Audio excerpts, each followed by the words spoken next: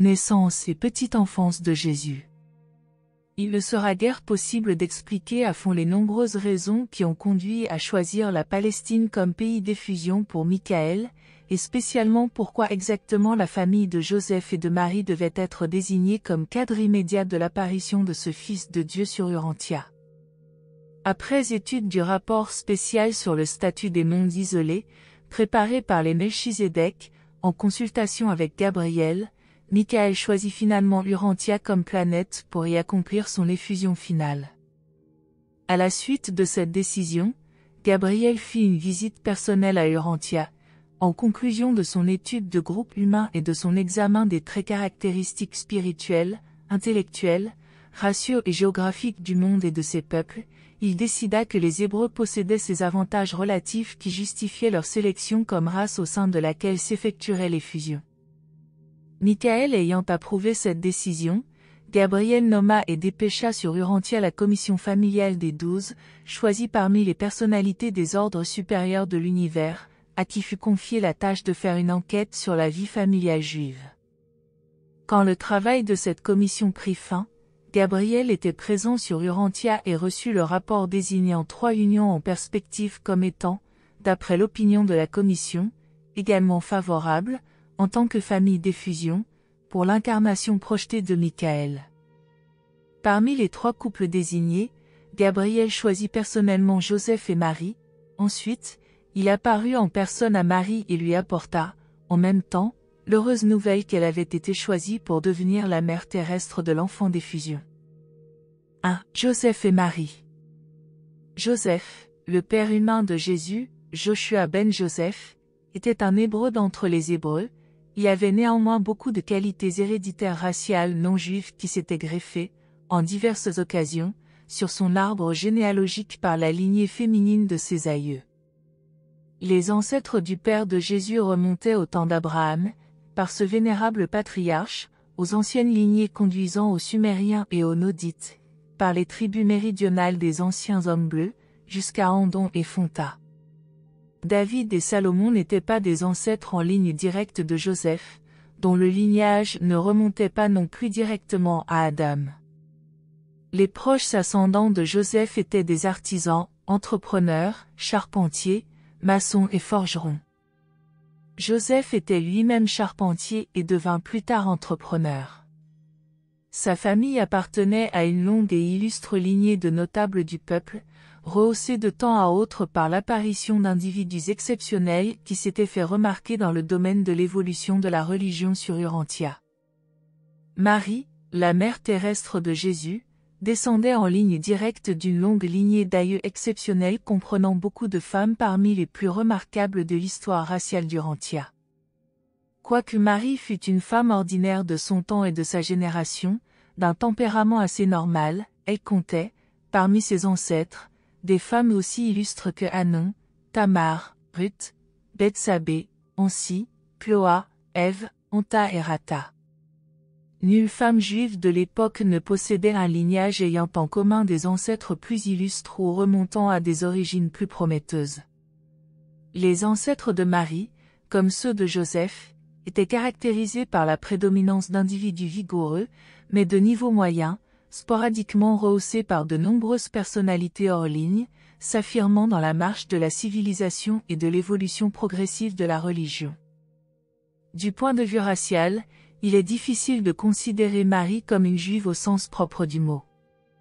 Par sa culture et ses croyances, elle était juive, mais par ses dons héréditaires elle était plus un composé de souches syriennes, hittites, phéniciennes, grecques et égyptiennes. Son hérédité raciale avait des bases plus larges que celles de Joseph. De tous les couples vivant en Palestine au moment où Michaël prépara son effusion, Joseph et Marie formaient la combinaison idéale de vaste parenté raciale et de dons de personnalité supérieure à la moyenne.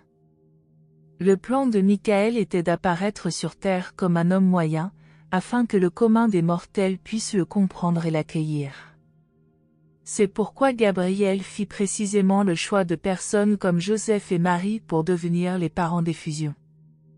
2. Gabriel apparaît à Élisabeth. L'œuvre réalisée par Jésus au cours de sa vie sur Urantia fut, en fait, commencé par Jean le Baptiste. Le père de Jean, Zacharie, appartenait à la prêtrise juive, tandis que sa mère, Élisabeth, était membre de la branche plus prospère du grand groupe familial auquel appartenait aussi Marie, mère de Jésus.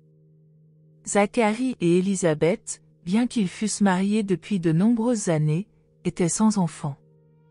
Ce fut dans les derniers jours du mois de juin de l'an 8 avenue Jésus-Christ, environ 3 mois après le mariage de Joseph et de Marie, que Gabriel apparut à Élisabeth, un jour à midi, exactement comme, plus tard, il fit connaître sa présence à Marie.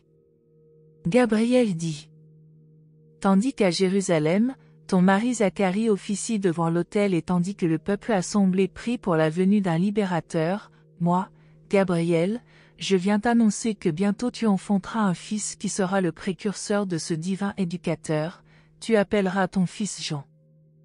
Il grandira consacré au Seigneur ton Dieu. Quand il sera dans la force de l'âge, il réjouira ton cœur parce qu'il tournera de nombreuses âmes vers Dieu et annoncera aussi la venue du guérisseur de l'âme de ton peuple et du libérateur spirituel de toute l'humanité. Ta parente Marie sera la mère de cet enfant de la promesse, et je lui apparaîtrai à elle aussi. Cette vision effraya beaucoup Élisabeth.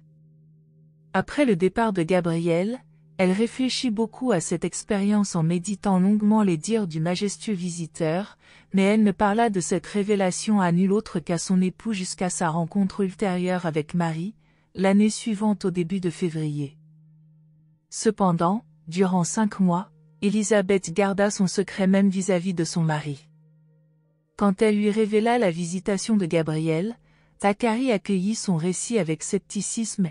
Pendant des semaines, il douta de la réalité de toute l'expérience, ne consentant à croire qu'à demi à la visite rendue par Gabriel à sa femme, jusqu'au moment où il ne put plus mettre en doute qu'elle attendait un enfant. Zacharie était fort perplexe au sujet de la prochaine maternité d'Élisabeth, mais il ne mit pas en doute l'intégrité de sa femme, nonobstant son propre âge avancé. Ce ne fut pas avant environ la 6e semaine précédant la naissance de Jean que Zacharie, à la suite d'un rêve impressionnant, acquit l'entière conviction qu'Élisabeth allait devenir la mère d'un fils de la destinée, d'un homme chargé de préparer le chemin pour la venue du Messie. Ce fut vers la mi-novembre de l'an 8 avenue Jésus-Christ que Gabriel apparut à Marie tandis qu'elle travaillait dans sa maison de Nazareth. Plus tard, quand Marie ne douta plus qu'elle allait devenir mère, elle persuada Joseph de la laisser aller à la ville de Juda, dans les collines à 7 kilomètres à l'ouest de Jérusalem, pour rendre visite à Élisabeth. Gabriel avait informé chacune des 2 futures mères de son apparition à l'autre. Elles étaient donc naturellement impatientes de se rencontrer, de comparer leurs expériences et de s'entretenir de l'avenir probable de leur fils. Marie resta 3 semaines chez sa cousine lointaine.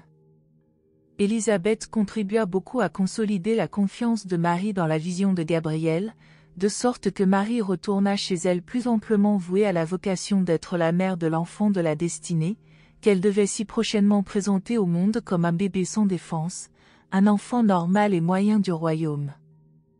Jean naquit dans la ville de Juda, le 25 mars de l'an 7 avenue Jésus-Christ. Zacharie et Élisabeth se réjouissaient grandement de ce qu'un fils leur soit venu comme Gabriel l'avait promis. Le 8e jour, quand ils présentèrent l'enfant à la circoncision, ils le prénommèrent officiellement Jean comme il leur avait été prescrit auparavant. Déjà, un neveu de Zacharie était parti pour Nazareth, porteur du message d'Élisabeth à Marie annonçant que son fils était né et qu'il s'appellerait Jean. Depuis la plus tendre enfance de Jean, ses parents lui inculquèrent judicieusement l'idée qu'en grandissant il était destiné à devenir un chef spirituel et un éducateur religieux, et le cœur de Jean était toujours un terrain favorable pour les suggestions qui y étaient ainsi semées. Même dans son enfance, on le trouvait fréquemment au temple pendant les périodes de service de son père et il était extrêmement impressionné par la signification de tout ce qu'il voyait. 3. L'annonciation faite à Marie par Gabriel. Un soir, vers le coucher du soleil, avant que Joseph ne fût rentré à la maison, Gabriel apparut à Marie à côté d'une table basse en pierre. Après qu'elle se fut remise de son étonnement, il lui dit : « je viens sur l'ordre de celui qui est mon maître et que tu devras aimer et nourrir. À toi, Marie, j'apporte de bonnes nouvelles, car je t'annonce que ta conception est ordonnée par le ciel et qu'en temps voulu, tu deviendras mère d'un fils, tu l'appelleras Joshua, il inaugurera le royaume des cieux sur la terre et parmi les hommes. Ne parle pas de tout ceci, sauf à Joseph et à Élisabeth, ta parente à laquelle je suis également apparue et qui, elle aussi, va bientôt donner naissance à un fils dont le nom sera Jean. Celui-là préparera la voie pour le message de délivrance que ton fils proclamera aux hommes avec une grande puissance et une profonde conviction. Ne doute pas de ma parole, Marie, car ce foyer a été choisi comme habitat terrestre de l'enfant de la destinée. Ma bénédiction est sur toi, le pouvoir des Très-Hauts te donnera de la force et le Seigneur de toute la terre te couvrira de son ombre. Pendant plusieurs semaines, Marie médita secrètement dans son cœur cette visitation. Quand elle fut certaine qu'elle attendait un enfant, elle osa enfin révéler à son mari ces événements sortant de l'ordinaire. Lorsque Joseph apprit tout cela, et bien qu'il eut grande confiance en Marie, il fut très troublé et ne put dormir pendant bien des nuits. D'abord Joseph eut des doutes sur la visitation de Gabriel. Ensuite, quand il fut à peu près persuadé que Marie avait réellement entendu la voix et vu la forme du divin messager, il se tortura l'esprit, se demandant comment de telles choses pouvaient arriver. Comment un descendant d'êtres humains pouvait-il être un enfant à destinée divine? Joseph ne put résoudre ce conflit d'idées, jusqu'à ce qu'après y avoir pensé pendant plusieurs semaines, Joseph et Marie soient arrivés à la conclusion qu'ils avaient été choisis pour devenir les parents du Messie, bien que les Juifs n'aient guère eu le concept que le libérateur attendu dût être de nature divine. Étant arrivée à cette conclusion capitale, Marie se hâta de partir pour rendre visite à Élisabeth. À son retour, Marie alla voir ses parents Joachim et Anna. Ses deux frères, ses deux sœurs aussi bien que ses parents furent toujours très sceptiques sur la mission divine de Jésus, bien qu'à cette époque, il n'ait naturellement rien su de la visitation de Gabriel. Mais Marie confia bien à sa sœur Salomé qu'elle pensait que son fils était destiné à devenir un grand éducateur. L'annonce de Gabriel à Marie fut faite le jour qui suivit la conception de Jésus, et ce fut le seul événement surnaturel lié à l'entière expérience de Marie consistant à porter et à mettre au monde l'enfant de la promesse. 4. Le rêve de Joseph. Joseph n'accepta l'idée que Marie allait devenir la mère d'un enfant extraordinaire qu'après avoir fait l'expérience d'un rêve très impressionnant. Dans ce rêve, un brillant messager céleste lui apparut et lui dit entre autres choses, « Joseph, je t'apparais sur l'ordre de celui qui règne maintenant dans les cieux, j'ai reçu mandat de t'informer en ce qui concerne le fils que Marie va enfanter et qui deviendra une grande lumière dans ce monde. En lui sera la vie, et sa vie deviendra la lumière de l'humanité. Il viendra d'abord aux gens de son propre peuple, mais à peine le recevront-ils, mais, à tous ceux qui le recevront, il révélera qu'ils sont les enfants de Dieu. » Après cette expérience, Joseph ne douta plus jamais totalement de l'histoire de Marie concernant la visitation de Gabriel et la promesse que l'enfant à naître serait un messager divin pour le monde. Dans toutes ces visitations, rien n'avait été dit concernant la maison de David. Rien n'avait été notifié laissant entendre que Jésus deviendrait un « libérateur des Juifs », pas même qu'il devait être le Messie attendu depuis si longtemps. Jésus n'était pas un Messie tel que les Juifs l'avaient escompté, mais il était le libérateur du monde. Sa mission concernait toutes les races et tous les peuples, et non pas un groupe particulier. Joseph n'était pas de la lignée du roi David. Marie avait plus d'ancêtres que Joseph dans la branche de David. Il est bien vrai que Joseph est allé à Bethléem, la cité de David, afin de se faire inscrire pour le recensement romain, mais c'était parce que, 6 générations auparavant, son aïeul paternel orphelin avait été adopté par un certain Zadok, qui descendait directement de David, c'est pourquoi Joseph comptait aussi comme appartenant à la maison de David. La plupart des prétendues prophéties messianiques de l'Ancien Testament furent appliquées à Jésus longtemps après sa vie terrestre. Pendant des siècles, les prophètes hébreux avaient proclamé la venue d'un libérateur, et ces promesses avaient été interprétées par des générations successives comme se rapportant à un nouveau dirigeant juif qui siégerait sur le trône de David.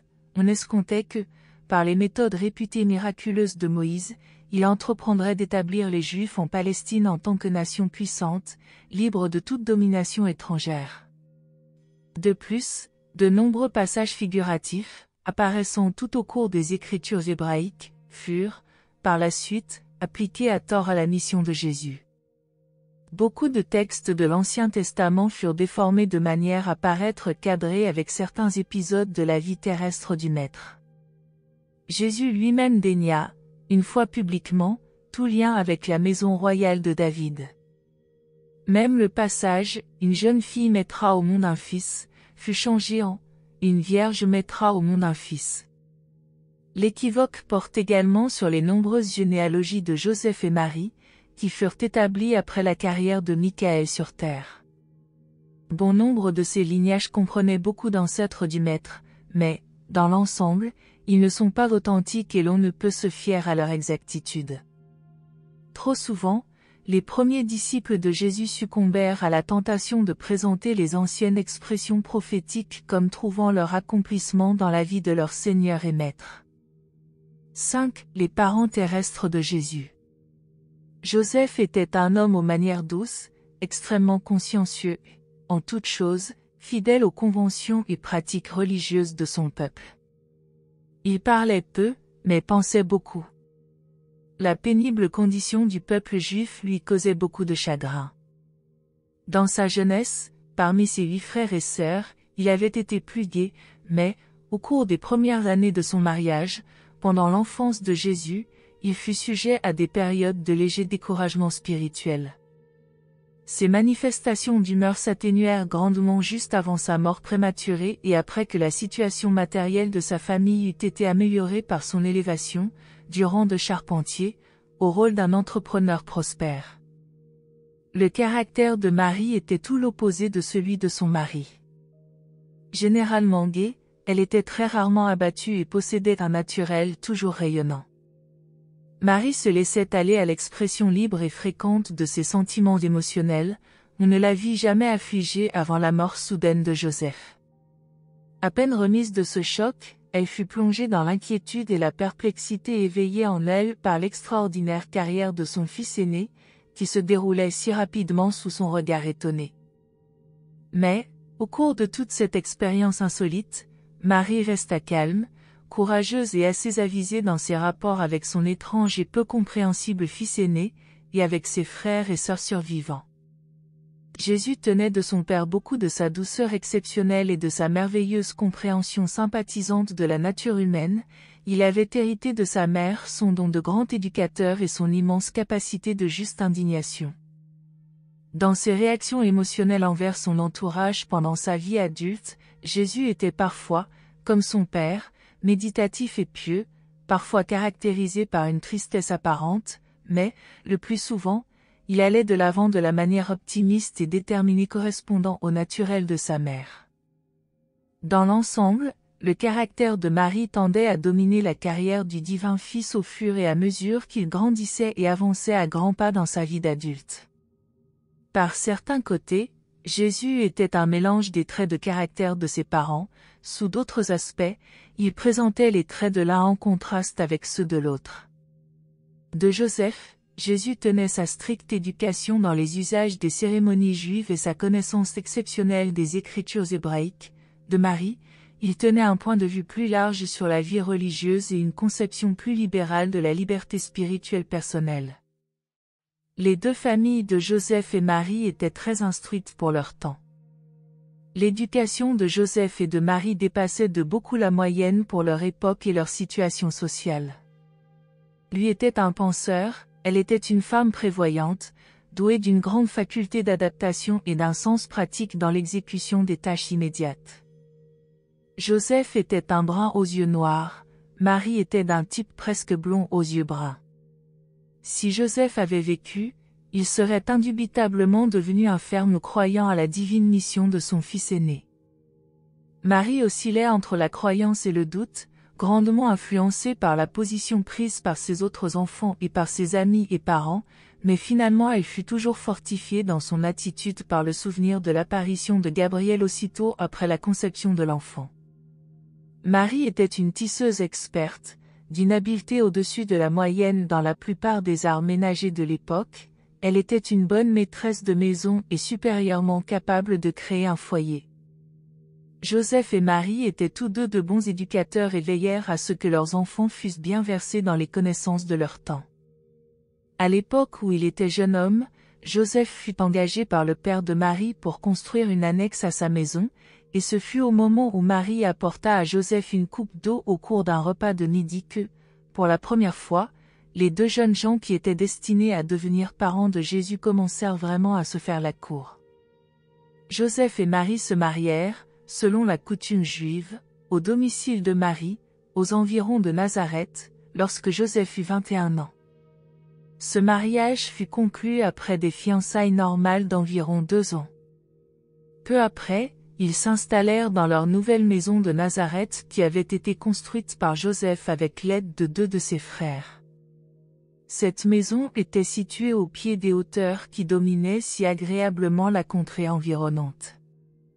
Dans cette maison spécialement préparée, les jeunes époux en attente d'un enfant pensaient accueillir l'enfant de la promesse, sans imaginer que cet important événement de l'univers allait survenir à Bethléem en Judée, pendant qu'ils seraient absents de leur domicile.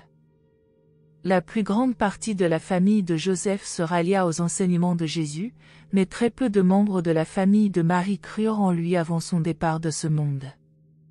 Joseph inclinait plus vers le concept spirituel du Messie attendu, mais Marie et sa famille, et surtout son père, tenaient à l'idée du Messie en tant que libérateur temporel et dirigeant politique.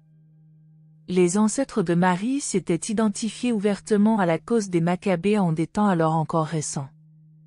Joseph soutenait vigoureusement le point de vue oriental ou babylonien de la religion juive. Marie penchait fortement pour l'interprétation occidentale ou hellénique de la loi et des prophètes, qui était plus large et plus libérale. 6. Le foyer de Nazareth. La maison de Jésus n'était pas loin de la haute colline dans la partie nord de Nazareth, à une certaine distance de la source du village, qui était située dans la section là de la ville. La famille de Jésus résidait à la périphérie de la cité, ce qui rendit plus aisé aux jeunes garçons de jouir de fréquentes promenades dans la campagne et de grimper jusqu'au sommet de cette colline voisine, la plus haute de toutes les collines du sud de la Galilée, à l'exception de la chaîne du mont Tabor à l'est et de la colline de Naïn, qui avait à peu près la même hauteur.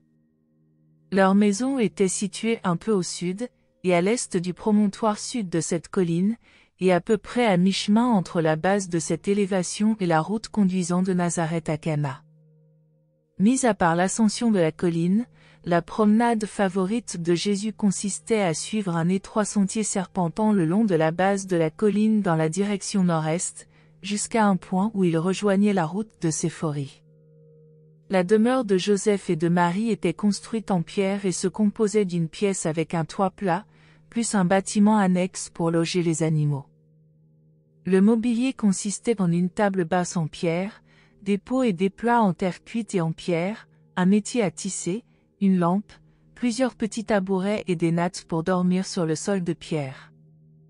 Dans la cour, près de l'annexe des animaux, se trouvait l'abri qui couvrait le four et le moulin à grains. Il fallait 2 personnes pour faire marcher ce type de moulin, une pour moudre et une autre pour l'alimenter en grains. Quand Jésus était petit, il alimentait souvent le moulin en grains pendant que sa mère tournait la meule. Plus tard, quand la famille s'accrut, ils s'accroupissaient tous pour prendre leur repas autour de la table de pierre agrandie, épuisant la nourriture à même le plat ou le pot commun. En hiver, pendant le repas du soir, la table était éclairée par une petite lampe plate de terre cuite que l'on remplissait d'huile d'olive. Après la naissance de Marthe, Joseph ajouta à la maison une grande pièce, qui fut utilisée comme atelier de charpentier pendant le jour et comme chambre à coucher pendant la nuit. 7. Le voyage à Bethléem. Au mois de mars de l'an 8 avenue Jésus-Christ, le mois où Joseph et Marie se marièrent, César Auguste décréta que tous les habitants de l'Empire romain devaient être dénombrés et qu'il fallait faire un recensement dont on pourrait se servir pour améliorer le prélèvement des impôts. Et cela, conjointement aux sérieuses difficultés intérieures d'Hérode, roi de Judée, et au fait que les Juifs avaient toujours été très hostiles à toute tentative de dénombrement de la population, avait contribué à retarder d'un an ce recensement dans le royaume juif. Dans tout l'Empire romain, ce recensement fut effectué en l'an 8 avenue Jésus-Christ, excepté dans le royaume d'Hérode en Palestine où il eut lieu un an plus tard, en l'an 7 avenue Jésus-Christ. Il n'était pas nécessaire que Marie aille à Bethléem pour l'enregistrement, Joseph étant autorisé à inscrire sa famille, mais Marie, qui était une personne d'humeur aventureuse et dynamique, insista pour l'accompagner. Elle avait peur de rester seule, de crainte que l'enfant ne naisse pendant l'absence de Joseph. De plus, Bethléem n'était pas loin de la ville de Juda et Marie prévoyait la possibilité d'un agréable entretien avec sa parente Élisabeth. En fait, Joseph défendit à Marie de l'accompagner, mais cela fut inutile. Au moment d'empacter la nourriture pour le voyage de 3 ou 4 jours, elle prépara des rations pour 2 personnes et se tint prête à partir. Mais, avant de se mettre effectivement en route, Joseph avait consenti au départ de Marie, et ils quittèrent gaiement Nazareth au point du jour. Joseph et Marie étaient pauvres, et, comme ils n'avaient qu'une seule bête de somme, Marie, étant enceinte, monta sur l'animal portant les provisions, tandis que Joseph allait à pied, conduisant la bête. La construction et l'aménagement d'une maison avaient représenté un sérieux prélèvement sur les ressources de Joseph, étant donné qu'il devait également contribuer à l'entretien de ses parents, son père étant devenu invalide depuis peu. Et c'est ainsi que ce couple juif quitta son humble logis dans cette matinée du 18 août de l'an 7 avenue Jésus-Christ en route pour Bethléem. Leur premier jour de voyage les amena à contourner les contreforts du mont Gilboa, où ils campèrent pour la nuit au bord du Jourdain. Ils firent maintes suppositions sur la nature du fils qui allait leur naître, Joseph adhérant au concept d'un éducateur spirituel et Marie tenant à l'idée d'un Messie juif, un libérateur de la nation hébraïque. De bonne heure le matin du 19 août, Joseph et Marie se mirent de nouveau en route. Ils prirent leur repas de midi au pied du mont Sartaba, qui domine la vallée du Jourdain, et continuèrent leur voyage, gagnant Jéricho où ils s'arrêtèrent pour la nuit dans une auberge sur la grande route, dans les faubourgs de la ville. Après le repas du soir et maintes discussions sur l'oppression par le gouvernement romain, sur Hérode, sur le recensement et sur l'influence comparée de Jérusalem et d'Alexandrie comme centre d'études et de culture juive, les voyageurs de Nazareth se retirèrent pour le repos nocturne. Tôt dans la matinée du 20 août, ils reprirent leur voyage et atteignirent Jérusalem avant midi. Ils visitèrent le temple et poursuivirent leur chemin pour arriver à Bethléem au milieu de l'après-midi. L'auberge était bondée, en conséquence, Joseph chercha un logement chez des parents éloignés, mais toutes les chambres de Bethléem regorgeaient de monde. Quand il revint dans la cour de l'auberge, on l'informa que les étables pour caravanes, taillées dans le flanc du rocher et situées juste au-dessous de l'auberge, avaient été vidées de leurs animaux et nettoyées pour recevoir des clients.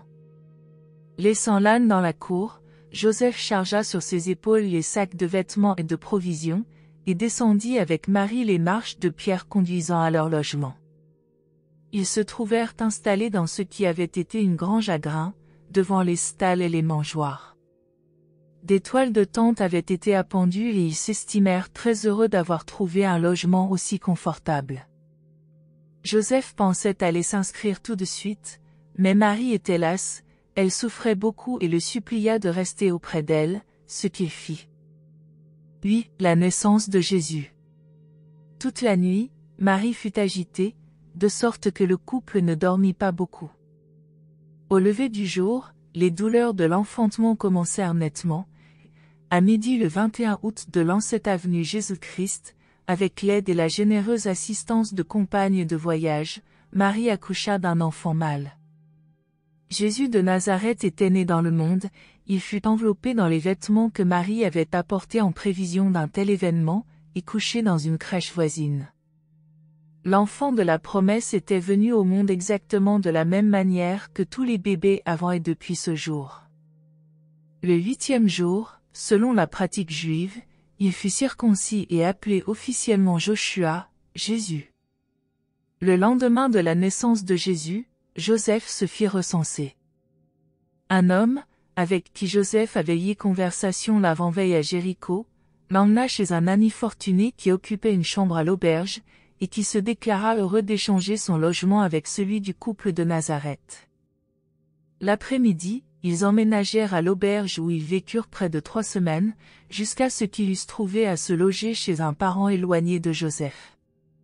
Le 2e jour après la naissance de Jésus, Marie fit dire à Élisabeth que son fils était né et celle-ci lui répondit en invitant Joseph à monter à Jérusalem pour s'entretenir avec Zacharie de toutes leurs affaires. La semaine suivante, Joseph alla à Jérusalem pour conférer avec Zacharie. Zacharie et Élisabeth avaient tous deux acquis la conviction sincère que Jésus devait réellement devenir le libérateur des Juifs, le Messie, et que leur fils Jean deviendrait le chef de ses assistants, le bras droit de sa destinée. Puisque Marie partageait les mêmes idées, il ne fut pas difficile de persuader Joseph de rester à Bethléem, la cité de David, afin qu'en grandissant, Jésus puisse devenir le successeur de David sur le trône de tout Israël.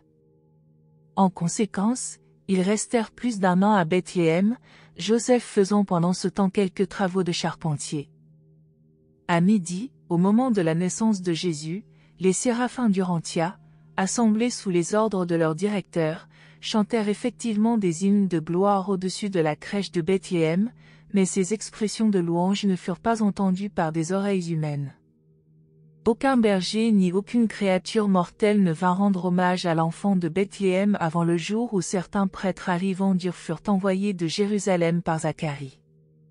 Ces prêtres de Mésopotamie avaient été informés, quelque temps auparavant, par un étrange éducateur religieux de leur pays, qu'il avait eu un songe dans lequel il avait été avisé de l'apparition prochaine de la « lumière de vie » sur la terre, sous la forme d'un nouveau-né, et parmi les Juifs. C'est là que se rendirent ces 3 éducateurs cherchant cette « lumière de vie ». Après plusieurs semaines de vaines recherches à Jérusalem, ils allaient repartir pour Ur quand Zacharie les rencontra et leur révéla sa croyance que Jésus était l'objet de leur quête. Il les envoya à Bethléem où ils trouvèrent le bébé et laissèrent leur présent à Marie, sa mère terrestre. L'enfant avait près de 3 semaines au moment de leur visite. Ces hommes sages ne virent pas d'étoile pour les guider vers Bethléem. La belle légende de l'étoile de Bethléem a pris naissance comme suit. Jésus était né le 21 août à midi de l'an 7 avenue Jésus-Christ. Or, le 29 mai du même an 7, il y avait eu une extraordinaire conjonction de Jupiter et de Saturne dans la constellation des Poissons. C'est un fait astronomique remarquable que des conjonctions similaires se soient produites le 29 septembre et le 5 décembre de la même année. Sur la base de ces événements exceptionnels, mais absolument naturels, les zélateurs bien intentionnés des générations suivantes construisirent l'attrayante légende de l'étoile de Bethléem conduisant les mages près de la crèche où ils virent et adorèrent l'enfant nouveau-né. Les cerveaux de l'Orient et du Moyen-Orient se délectent de contes de fées et tissent continuellement de tels mythes admirables autour de la vie de leurs chefs religieux et de leurs héros politiques. En l'absence d'imprimerie, quand la plupart des connaissances humaines se transmettaient de bouche à oreille d'une génération à la suivante, il était très facile aux mythes de devenir tradition, et aux traditions d'être finalement acceptées comme des faits. 9. La présentation au temple. Moïse avait enseigné aux Juifs que chaque fils premier-né appartenait au Seigneur, mais que ces enfants-là, au lieu d'être sacrifiés comme c'était la coutume parmi les nations païennes, pouvaient avoir la vie sauf si leurs parents voulaient les racheter en payant 5 cycles à n'importe quel prêtre autorisé. Il existait aussi une ordonnance mosaïque qui décrétait qu'après un certain laps de temps, une mère devait se présenter au temple pour la purification, ou bien faire par quelqu'un d'autre le sacrifice approprié. Il était d'usage d'accomplir ces 2 cérémonies en même temps. En conséquence, Joseph et Marie se rendirent en personne au temple, à Jérusalem, pour présenter Jésus aux prêtres, effectuer son rachat et aussi pour faire le sacrifice approprié pour assurer à Marie la purification cérémonielle de la prétendue souillure de la parturition. Deux personnages de caractère remarquable se promenaient constamment dans les cours du temple, Siméon, un chanteur, et Anne, une poétesse. Siméon était un Judéen, mais Anne était une Galiléenne. Les deux se tenaient fréquemment compagnie et étaient des intimes du prêtre Zacharie, qui leur avait confié le secret de Jean et de Jésus. Siméon et Anne désiraient tous deux ardemment la venue du Messie, et leur confiance en Zacharie les conduisit à croire que Jésus était le libérateur attendu par le peuple juif. Zacharie savait quel jour Joseph et Marie devaient venir au temple avec Jésus, et il avait convenu d'avance avec Siméon et Anne qu'ils lèveraient la main en salut, au passage de la procession des premiers-nés, pour leur indiquer lequel était Jésus. Pour cette occasion, Anne avait écrit un poème que Siméon se mit à chanter, au plus grand étonnement de Joseph, de Marie et de tous ceux qui étaient assemblés dans les cours du temple. Voici leur hymne célébrant le rachat du fils premier-né. Béni soit le Seigneur, le Dieu d'Israël, car il nous a visités, et il a racheté son peuple. Il a élevé une corne de salut pour chacun de nous. Dans la maison de son serviteur David. Selon ce qu'il a dit par la bouche de ses saints prophètes. Il nous délivre de nos ennemis et de la main de tous ceux qui nous haïssent. Il fait miséricorde à nos pères et se remémore sa sainte alliance. Le serment par lequel il jura à Abraham notre père. Qu'il nous permettrait, après délivrance de la main de nos ennemis, de le servir sans frayeur. En sainteté et droiture devant lui tous les jours de notre vie. Oui, et toi, enfant de la promesse, tu seras appelé le prophète du Très-Haut. Car tu iras devant la face du Seigneur pour établir son royaume. Pour donner connaissance du salut à son peuple. Dans la rémission de ses péchés. Réjouissez-vous dans la tendre miséricorde de notre Dieu. Parce que la source de lumière d'en haut nous a maintenant visités. Pour éclairer ceux qui se tiennent dans les ténèbres et l'ombre de la mort. Pour guider nos pas dans les chemins de la paix. Et maintenant laisse ton serviteur partir en paix, ô Seigneur, selon ta parole. Car mes yeux ont vu ton salut. Que tu as préparé devant la face de tous les peuples. Une lumière pour éclairer même les gentils. Et la gloire de ton peuple Israël. Sur le chemin du retour à Bethléem, Joseph et Marie furent silencieux, troublés et submergés d'une crainte respectueuse. Marie était très troublée par le salut d'adieu d'Anne, la vieille poétesse, et Joseph n'était pas d'accord sur l'effort prématuré pour faire déjà de Jésus le Messie attendu du peuple juif. Dit Hérode agit. Les informateurs d'Hérode n'étaient pas inactifs. Quand ils lui rendirent compte de la visite des prêtres durs à Bethléem, Hérode convoqua ses Chaldéens devant lui. Il s'informa soigneusement auprès de ses sages sur le nouveau roi des Juifs, mais ils ne lui donnèrent guère satisfaction, expliquant que le bébé était né d'une femme qui était venue avec son mari à Bethléem pour le recensement. Hérode n'était pas satisfait de cette réponse, il les renvoya avec une bourse et leur ordonna de trouver l'enfant, afin que lui aussi aille l'adorer puisqu'ils avaient déclaré que son royaume devait être spirituel et non temporel. Les sages ne revenant pas, Hérode devint méfiant. Tandis qu'il retournait ces choses dans sa tête, ses informateurs revinrent et lui firent un rapport complet sur les récents incidents survenus au temple. Ils lui apportèrent une copie de certaines parties du cantique de Siméon qui avait été chanté à la cérémonie du rachat de Jésus. Mais ils avaient omis de suivre Joseph et Marie. Hérode se mit fort en colère contre ses agents incapables de lui dire où le couple avait emmené l'enfant. Il envoya alors des enquêteurs chargés de dépister Joseph et Marie. Sachant qu'Hérode poursuivait la famille nazaréenne, Zacharie et Élisabeth restèrent éloignés de Bethléem. Le petit garçon fut caché chez des parents de Joseph. Joseph craignait de chercher du travail, et ses maigres économies fondaient rapidement. Même au moment de la cérémonie de purification au temple, Joseph se jugea assez pauvre pour limiter à 2 jeunes pigeons l'offrande de Marie, comme Moïse l'avait ordonné pour la purification des mères indigentes. Lorsqu'après plus d'1 an de recherche, les espions d'Hérode n'eurent pas retrouvé Jésus et comme on soupçonnait que le bébé était encore caché à Bethléem, Hérode prépara un décret ordonnant la fouille systématique de toutes les maisons de Bethléem et la mise à mort de tous les enfants mal âgés de moins de 2 ans. De cette manière Hérode espérait s'assurer que l'enfant destiné à devenir le roi des Juifs serait exterminé. C'est ainsi que 16 bébés mâles périrent en un jour à Bethléem de Judée. Mais l'intrigue et le meurtre, même dans sa famille proche, étaient monnaie courante à la cour d'Hérode. Le massacre de ces enfants eut lieu vers le milieu d'octobre de l'an 6 avenue Jésus-Christ, alors que Jésus était âgé d'un peu plus d'1 an.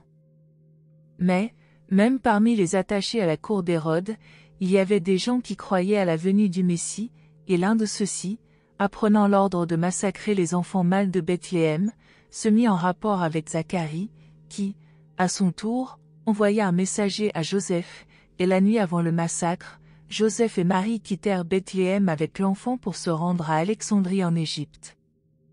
Pour éviter d'attirer l'attention, ils voyagèrent seuls avec Jésus jusqu'en Égypte. Ils allèrent à Alexandrie avec les fonds procurés par Zacharie. Là, Joseph reprit son métier, tandis que Marie et Jésus logeaient chez des parents aisés de la famille de Joseph. Ils séjournèrent à Alexandrie pendant 2 années entières et ne retournèrent à Bethléem qu'après la mort d'Hérode. Merci de nous avoir rejoints aujourd'hui, et je vous retrouve bientôt pour une nouvelle exploration passionnante.